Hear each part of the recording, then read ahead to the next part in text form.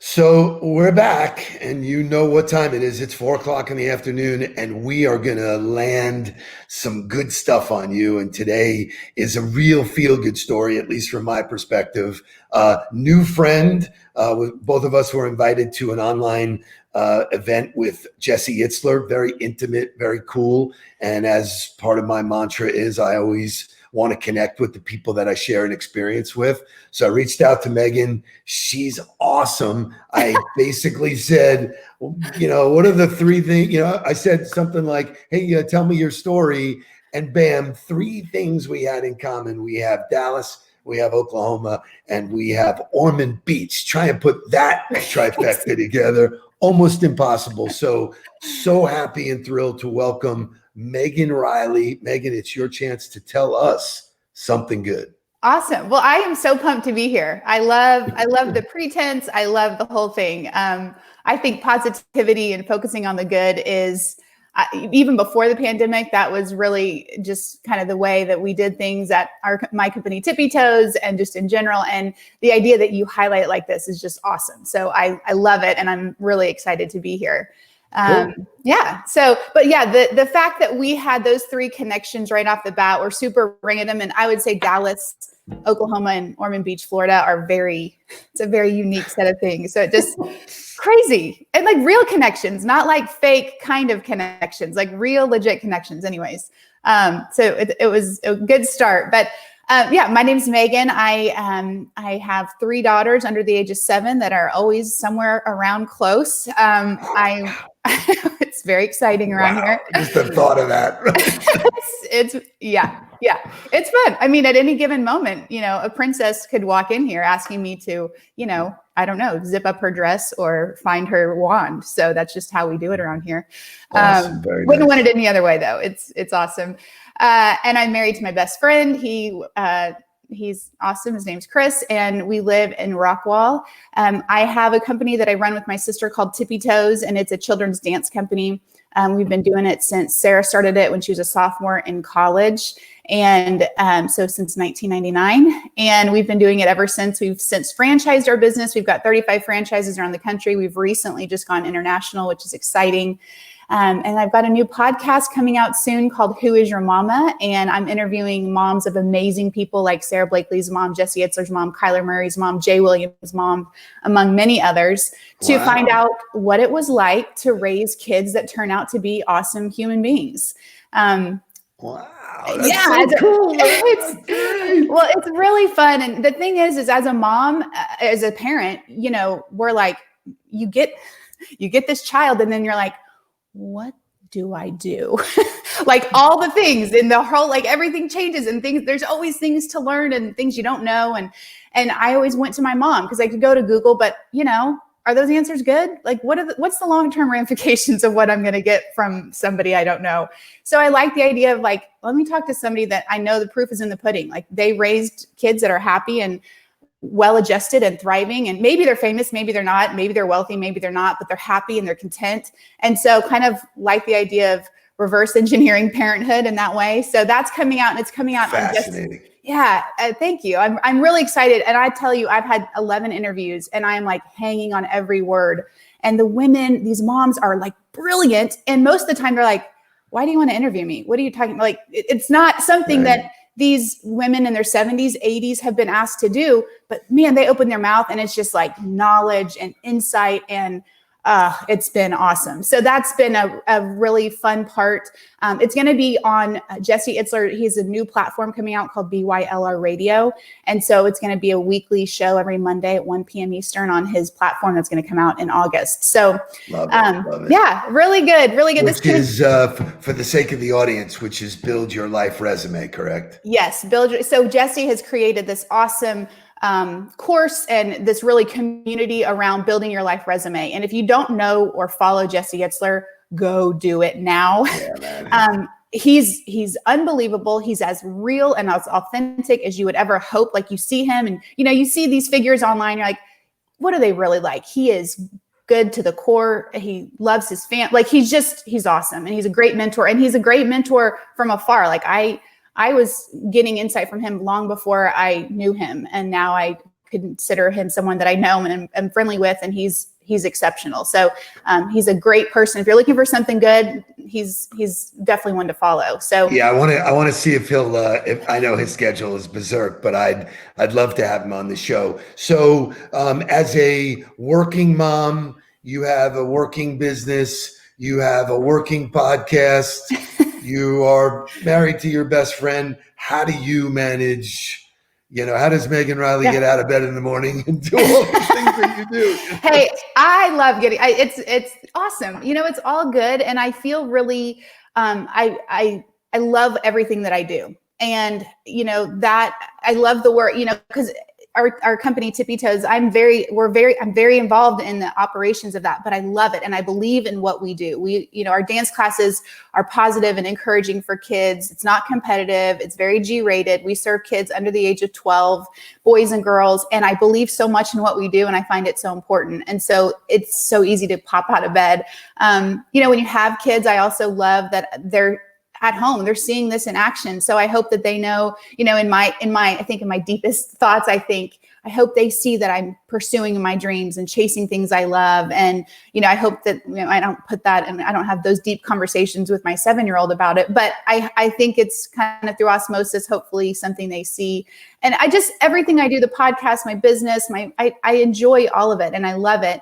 And I think, in a way, Tippi Toes was always a part of my life. My sister is my business partner. And so it's always been in my life, which is maybe lucky, that's always been there. But then over the course of my life, I focused my attention on the things that I love that bring me joy.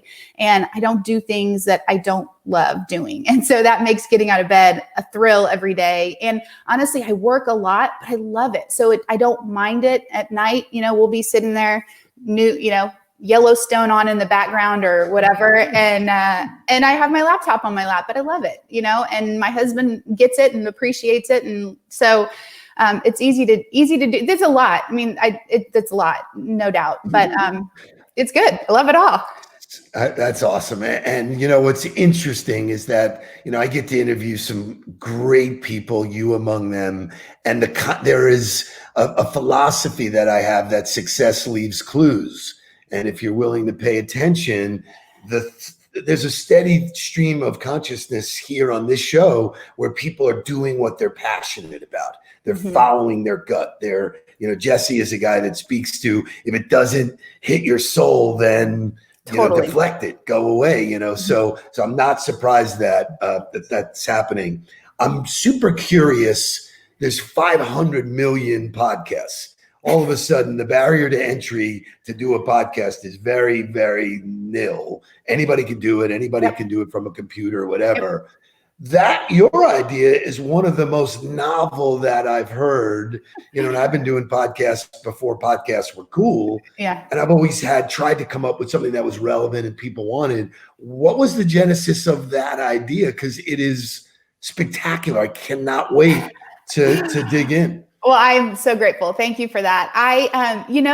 It was basically me scratching my own itch. That's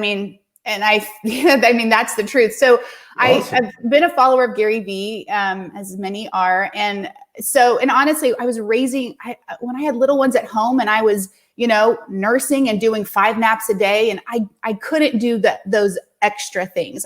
My extra time, if I wasn't doing Tippi Toes, I was momming, and it was like a different type of momming when you have infants and little ones. So once they all went to school, it was like my schedule opened up, and it was all these things that I'd been listening to Gary Vee or listening to, Jesse Itz or these people talking about doing these things. And in my heart, I was like, I really want to do that. I really want to step out more and have a voice more than just like an operator of my business. And so I'd been marinating with like, what do I want to do? What do I want to do? Meanwhile, I'm in the thick of raising little girls. And so I had these conversations with my mom. And then what would happen is I'd do things like see Sarah Blakely on an interview. And I'd be like, man, I want my kids to be like her. Or I'd see Kristen Bell and I'd be like, I love how she speaks. Or I'd listen to Serena Williams. I'm like, what did her mom do? Yeah. You know, and all the people, you know, athletes, people that aren't well known. I have a very dear friend who teaches these amazing workout classes, and she's like good to the core. I'm like, what did your mom do? And she talks about her family. And so it was really me scratching my own itch. I was trying to think of a podcast idea, to be honest. I was like, do I talk with my friend? What do I do? But I wanted it to be something that hadn't been done. And so it just came to me. I don't know. It was really just a very natural thing for me, because that was my headspace, and it still is to this day, and it will be, I think, for a while longer, because I've got little ones. Which is really, even, first of all, what a great answer. But you know, the answer is so genuine that when I talk to people and they go, I'm going to do a podcast, I want to be just like Gary Vee, I'm going to do that. Mm-hmm. You know, they're not thinking of themselves. They're thinking of duplication. Somebody's already done that, you know. Yeah. And people have even said, oh, I want to be like you. Well, you can't be like me. There's only one me. You know? Don't do that. You got to be more like you. Don't do that. You will not be happy being me. Trust me. Yeah. I don't sleep, you know. So it would be very uncomfortable. But and that's a part of a message I always try to share is you know, I would say with anybody, but like, is to really value the lane that you're in and who you are, because everybody, like, if I tried to be like you or Gary or Jesse or Sarah, it would be like a big miss, you know? And so, but I can do what I can, like, I can be me and nobody else can do that. So like, I've got the, you know, market share there of my perspective. And so I feel like everybody should always be focusing on like looking inward, like what can you bring that's different than everybody else? Because that's the secret weapon. Without a doubt. So I want to make sure that the audience knows a little bit more about Tippi Toes and what it is, and sort of some of the backstory there, because when we first started dialoguing, you know, I love that entrepreneurial journey. I love when there are forks in the road. Yeah. You know, everybody thinks, oh, you were an overnight success. Yeah. It took me 40 years to be exactly. For 21 years. It's been great. Yeah. Super easy. So share with us more about the business journey, what it is, what it does, and how and why people would want to buy a franchise. I love it. Okay. So Tippi Toes started because my sister got fired from her waitressing job. She and I wanted to go to the OU Notre Dame football game back years ago. I was a junior or sophomore, I guess. Oklahoma. that was, I think, maybe how part of it started. So I was a junior in high school. Sarah was a sophomore in college at OU, and her waitressing job said, if you go, you're going to get fired. She's like, well, we're going to go. But she came back thinking she wouldn't really be fired. Well, she got fired. My parents were like, you've got a car payment. You better figure it out. So my mom said, why don't you go teach dance at the local daycare? So she did. And that's a gift of hers. It's a gift of mine. Going into teaching kids at a daycare is like all day long. Give it to me. I love it. We go into this alternate world with them. It's awesome. Well, she does it during her college days. And by the time she graduates, she's got this booming business, and that's what she's going to do. She always hated school. And like, it was like, get me out of here so I can just run this business that's already running itself. I go to school a few years after her. I start doing it. I move cities. She moves cities. We keep doing it in the different cities we go to. Fast forward, we do that for about 10 years. And we're like, we really want to have a kids show. We really feel like we could have a children's show, the next Barney. We try to do that. We work with some people in LA. We go out to LA with some mentors, working on this idea of an animation, and it bombs. It was awful. It was a terrible meeting. These people are not our people. We meet them in real life. It was awkward and weird. And we're like, see ya, this is not what we're going to do. Our mentors were like, have you considered franchising? We were like, no. So then I get franchising for dummies somewhere back here and start reading. What do? We started franchising. Like I said, we've got 35 franchises now. And at the end of the day, what we discovered is like, we had flexibility in our life. We loved the work we did. And then we had friends be like, oh, we want to do that.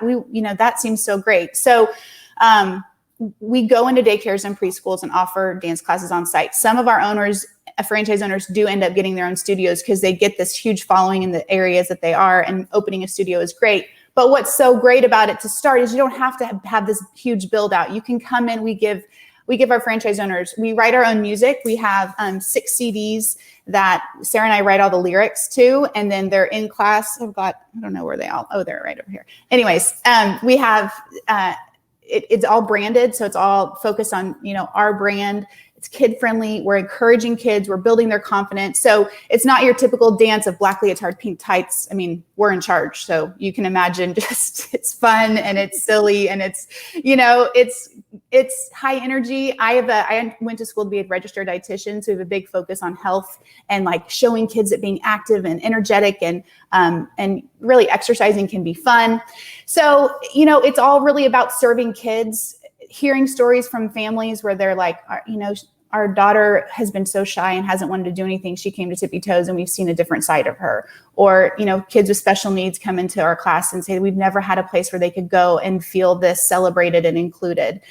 It's just things like that gives me goosebumps to this day. I love what we do. Our franchise owners are spectacular. All of them, most of them are husband and wife combos, but the women are all running their business, all from home. So it's an amazing group of women that really work together. They support each other.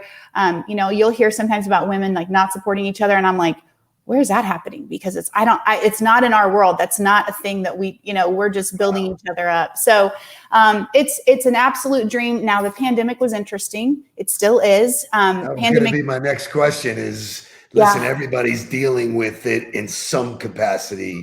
What's your experience? I mean, it's a major, we go into schools and offer classes on site, and that basically went away for everybody.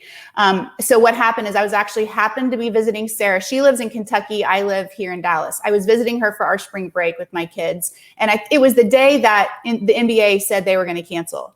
And we were like, literally working at the desk next to each other. Her husband's like, NBA's canceled. We look at each other and we're like, here it is. Like, what That's not going to be good.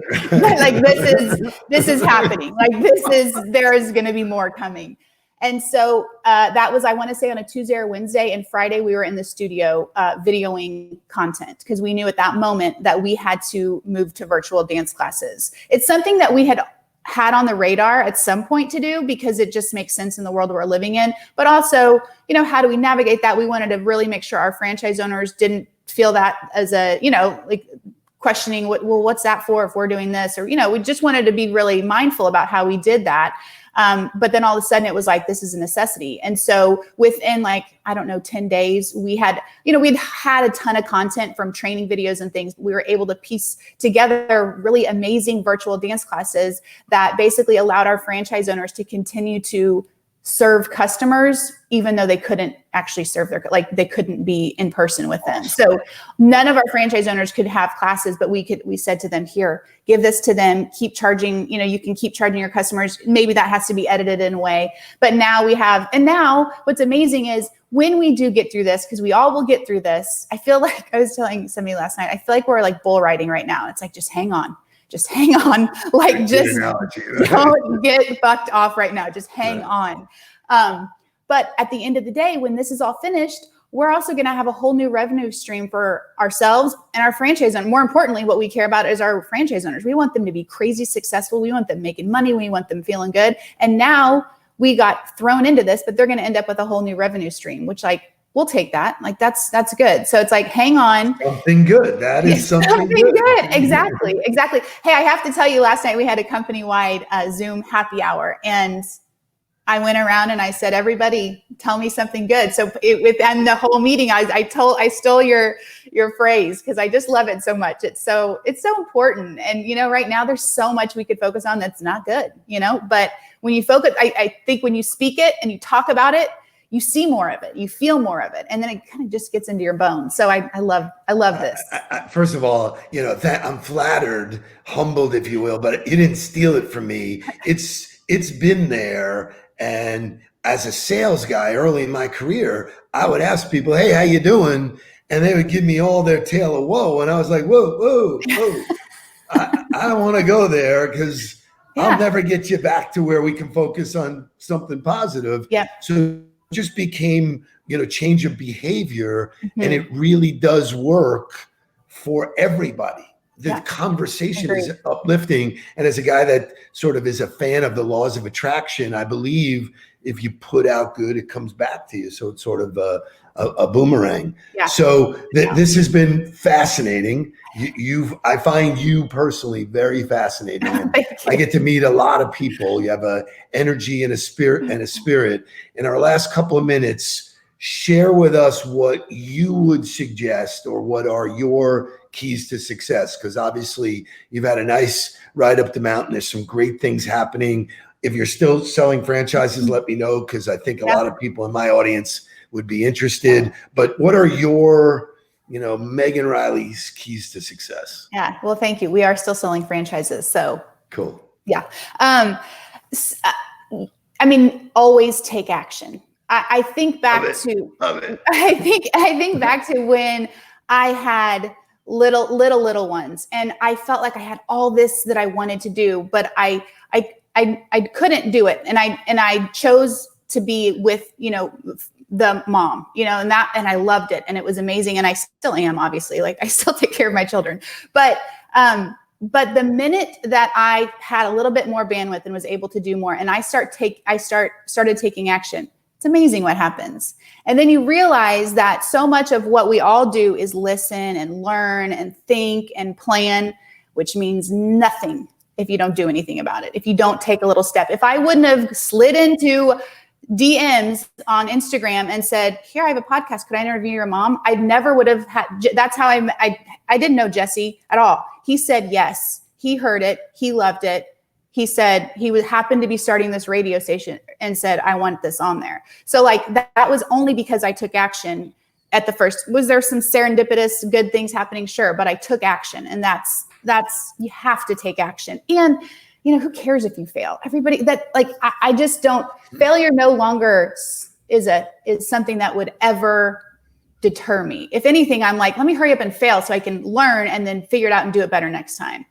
And then also, like I said earlier, is really like owning your path, owning who you are and celebrating that, and not trying to be something you're not. I feel like I've seen that more I'm new to LinkedIn, which I don't know. I've been living under a rock apparently as a business owner, not being on LinkedIn, like legit.